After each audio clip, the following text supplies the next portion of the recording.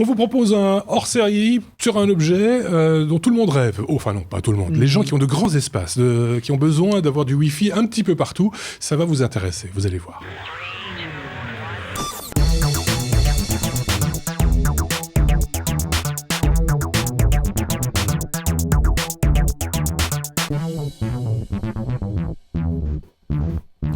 Parce que oui, des fois on a besoin d'avoir du Wi-Fi à longue distance. On a une connexion Internet et il faut la partager avec beaucoup de monde, ou en tout cas dans des espaces très éloignés. On va parler de cet objet dans un court instant, mais avant de ça, vous dire que, par exemple, avec nous, Sébastien agrémentera cette série de petites remarques et réflexions et avis pertinents, on ose l'imaginer, mais l'objet en lui-même nous a été apporté par Xavier. Salut.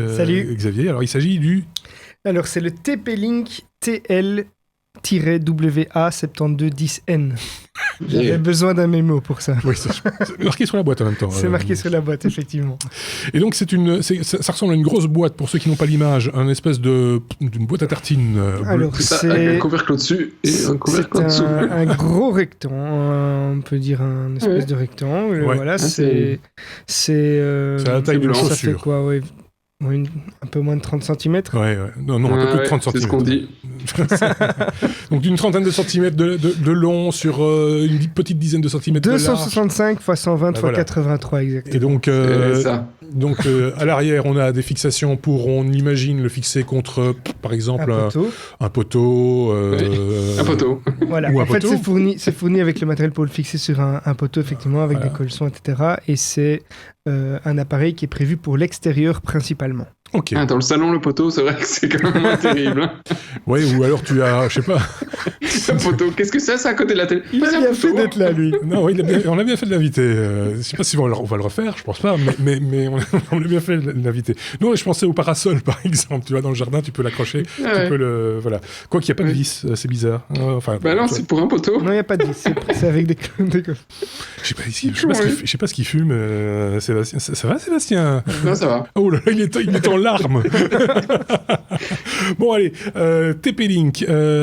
C'est une marque qu'on connaît. On a déjà parlé de TP-Link. Voilà, je sais pas si on a déjà fait. C'est une marque qui est de plus en plus connue au niveau des périphériques réseau. Oui.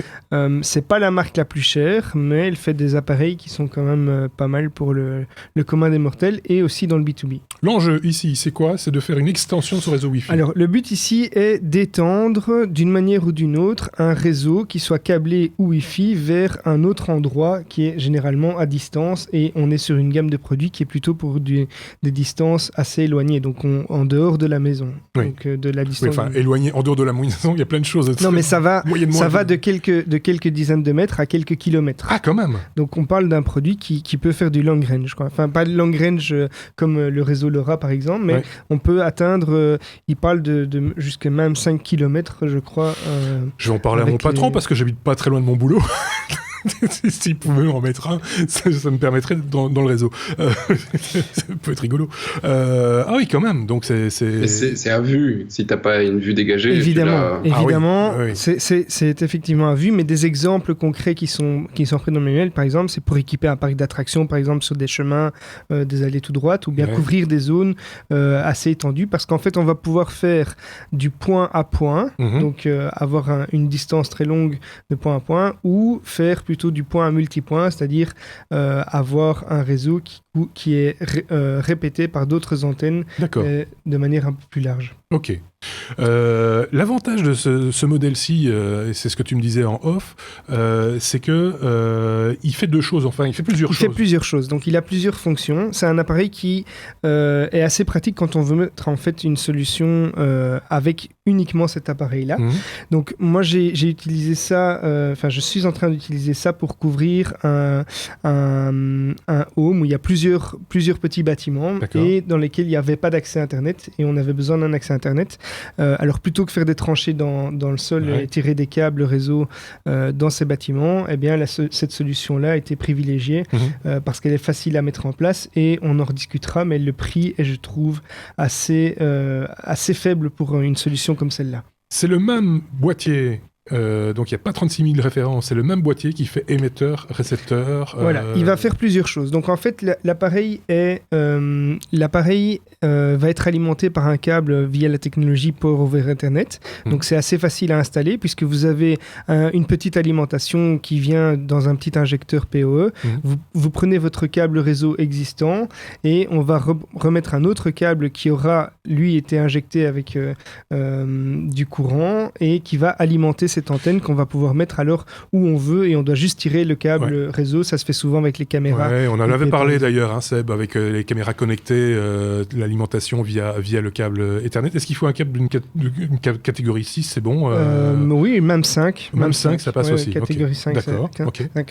Et donc, cet appareil va pouvoir faire plusieurs choses. On va pouvoir, par exemple, avoir simplement une prolongation d'un réseau Wi-Fi existant. Donc, on va utiliser la technologie répéteur. Donc, on va répéter un signal Wi-Fi. C'est assez simple. En fait, le système, on peut appuyer sur un bouton, il va scanner les réseaux Wi-Fi existants. Il va vous montrer la liste des réseaux qu'il a apportés et vous allez pouvoir vous y connecter en introduisant simplement les paramètres de sécurité du réseau Wi-Fi concerné. On va pouvoir également faire passer un réseau câblé en réseau Wi-Fi. C'est ça. On va pouvoir faire l'inverse, c'est-à-dire prendre un réseau Wi-Fi et le transformer en réseau câblé. Donc là, c'est un petit peu comme si vous aviez une clé USB, mais vous mettez ça, une clé USB pour le Wi-Fi, sauf que vous partez vraiment d'un réseau Wi-Fi externe. Et on va pouvoir faire, comme je l'ai dit, du point à point, donc vraiment une longue distance, partir d'un réseau Wi-Fi qu'on veut récupérer à un autre endroit assez loin. Donc, imaginons que vous avez une cabane vraiment très loin au fond de votre jardin et vous souhaitez l'équiper. C'est un moyen assez simple de le faire. C'est utilisé pour équiper de bâtiment à bâtiment et comme je l'ai dit, on va pouvoir aussi faire des réseaux avec un point de départ pour le Wi-Fi et plusieurs points de réception pour le Wi-Fi. Donc, c'est un appareil qui fait vraiment plusieurs choses. Il va permettre aussi de combiner des réseaux différents sur un même réseau, ce qui n'est pas toujours évident à faire. Et donc, on peut vraiment travailler dans les deux sens, partir vers du Wi-Fi ou inversement. C'est d'une simplicité crasse au niveau connectique. Dans la boîte, il y a un bornier pour le mettre à la terre, une masse. En fait, c'est oui, pardon. Il y a la masse, il y a la masse et il y a donc il y a la masse, il y a le connecteur Ethernet et il y a également un connecteur supplémentaire qui va pouvoir servir à mettre une antenne qui sera plus omnidirectionnel ou plus directionnel. Avec un peu de gain peut-être pour aussi. Pour avoir une portée encore supérieure. Avec du gain, par exemple, aussi. Ouais. C'est une espèce de... Pour ceux qui connaissent, ça ressemble fort à du mini... Alors, il y a... Je peux terminer mon mot, peut-être. C'est du mini BNC, c'est ce que je voulais dire. C'est un connecteur SMA. Ah ben voilà. Donc, voilà. Et alors j'ai une question con quand même. Pourquoi tu mettrais une extension d'antenne à une antenne ? Mais pour justement avoir du gain, pour avoir bah oui. Et alors pourquoi tu mettrais pas la première antenne ? Parce que ce serait juste qu'une antenne. Une antenne, c'est un bout de ferraille coupé à bonne mesure. Mais voilà, donc l'idée, ce serait ça. L'idée, c'est de bénéficier de toute la technologie et embarquer là-dedans, mais d'utiliser une autre antenne pour pouvoir couvrir une zone plus large ou plus lointaine avec le même système. Une antenne sur un mât et ce machin-là un peu plus bas à portée de câble, par exemple, ça peut faciliter l'installation. Oui. Alors, le système, comme il est prévu pour l'extérieur, il est protégé contre la foudre, il est protégé contre les intempéries. Alors, c'est pas... On se faisait la remarque avec Marc au début, c'est pas aquaproof, donc waterproof, pardon, on va pas pouvoir le tremper dans sa baignoire et avoir quelque chose qui marche, mais c'est protégé contre les projections d'eau, donc sous la pluie, il n'y a pas de souci, c'est bien fait pour être à l'extérieur. Disons que la connectique étant en dessous, les eaux de ruissellement risquent pas trop de venir nous embêter. Il n'y a pas un joint en caoutchouc, ça il faut bien être clair là-dessus. Non. Donc de l'humidité, il peut toujours y en avoir à un moment, il n'y a pas des presse étoupe ou quoi que ce soit, donc l'humidité peut quand même monter dedans. Il ne faut pas peut-être le mettre dans l'endroit le plus humide de là où on l'installe. Voilà. Un peu à l'abri quand même, quoi. Donc, un mètre du sol. Un petit peu, pour ceux qui connaissent les produits... Pour ceux qui connaissent les produits D-Link, etc., on a des assistants d'installation qui ressemblent très fort, comme le fait D-Link avec des produits plus grand public. Donc c'est assez bien expliqué, c'est assez facile à mettre en œuvre, quoique dans la pratique, il y a un ou deux petits twists qui peuvent se produire, mais c'est un produit qui est assez complet pour faire ce qu'il propose de manière assez facile. Et j'avoue, quand j'ai cherché cette solution, j'ai été très agréablement surpris par le prix, puisque c'est un produit qu'on peut trouver sur certains sites à moins de 70 €. C'est vraiment pas cher, hein. Ce qui est vraiment pas cher. Sans vouloir faire de publicité, parce que c'est pas le but, mais moi je m'attendais à plus cher que ça. Non, parce que si vous voulez acheter un routeur Wi-Fi avec multiples répéteurs pour couvrir des zones, mais voilà, cet appareil-ci peut le faire à lui tout seul. Sébastien, une question, une réflexion, un avis? Non, oui, un avis, oui, un petit.